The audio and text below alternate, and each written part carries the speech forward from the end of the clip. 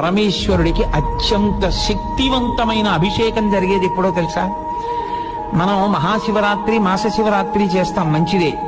కానీ అసలు నిజానికి పరమేశ్వరాభిషేకమునకు ఒక భక్తుడు వచ్చి సంవత్సరంలో తరించిపోయే అభిషేకం ఎప్పుడు అంటే మార్గశీర్ష మాసంలో వచ్చే ఆర్ద్రా నక్షత్రంలో తెల్లవారుజామున చెయ్యాలి. సమస్త తాపోపశాంతి దేని వలన కలుగుతుందంటే ఆర్ద్రాభిషేకము చేత కలుగుతుంది.